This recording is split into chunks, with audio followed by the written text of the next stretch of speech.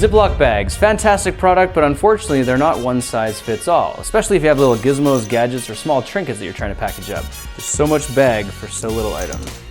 So for this video, I'm going to show you how you can modify your Ziploc bags to be any size or shape you want. Not sponsored by Ziploc, but I wish it was. Now 1 quart freezer bags like these are made of polyethylene, which is a lightweight plastic polymer, and it can be melted. Which means if we took something long, thin, and made of metal, like these old metal coat hangers, we should theoretically be able to heat them up and cut our bags in half. Now if you're wondering where you can even get these metal coat hangers anymore, just try stopping by your local dry cleaners. They'll probably give them to you for free, if not for a buck. Now we're also going to need some kind of a cloth or a towel, and you're going to want one that is not super meaningful to you because it's going to get scorched, it's going to get burned, and it's probably going to get covered in plastic as well. I'm using one of these shop rags, and its purpose is just to provide a little bit of cushion. Now what we want to do with our rag is set it down on the counter and fold it up into thirds, and this is just going to build up the height a little bit so it provides a little bit more cushion. Next we want to take our Ziploc bag and lay it down onto the rag in the direction we want to make the cut. Now this is the part where things start heating up a little bit, so it's a good idea to have some protective gloves, maybe some safety glasses if you're into that. And for a heat source, we're going to be using either a barbecue igniter, or if you have one, a propane torch works great as well. You could also use the open flame from a gas range as well if you got one of those. In any case, we just need some kind of a hot open flame that we can concentrate on the bottom of our hanger. Okay, so our wire is heated up now. We're just going to grab it by the top, line it over our bag, and press it straight down. We can hold that in place, grab the corner of our bag, and just peel it right up. And as easy as that, we now have a customized Ziploc bag. Check that out. Look how clean the edges are as well. Looks absolutely beautiful. Actually worked out better than I thought. Now because we're using metal, as it heats up, it will have a tendency sometimes to bend upward. So it's not a bad idea just to bend it down and heat it up first, because then when you compress, it'll press down into the material rather than having an awkward middle part that doesn't get touched at all.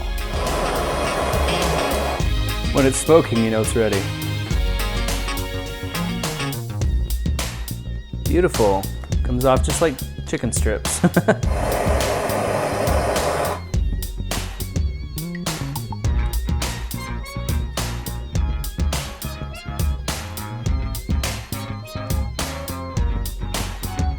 Alright, so here we are guys. We just did 4 cuts and we turned 1 Ziploc bag into 5 different strips, and here's the coolest thing about them.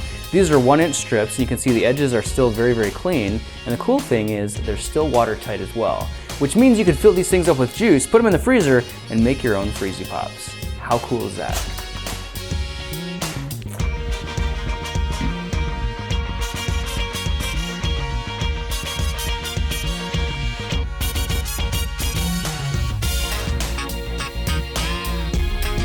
Not only can you use this trick to make custom freezy pops, which is awesome, but you could use it to make travel-sized toiletries as well. Think about this, throw a little shampoo, a little bit of lotion, maybe some mouthwash in a bag. You can seal it off completely so there's not even any Ziploc at all.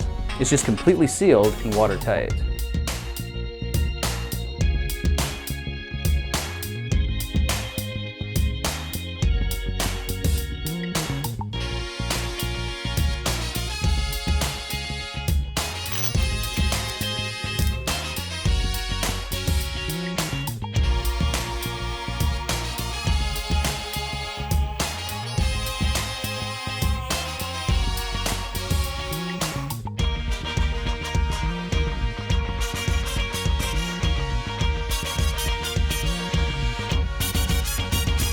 Now this trick doesn't work just for making popsicles, it works really well for sorting and organizing. For example, you can make little pouches to help organize your sets of screws, or to make little trial packets of samples you want to send to people in the mail.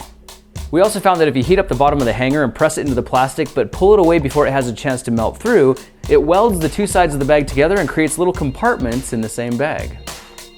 Now let's stop and take just a second to talk about what happened.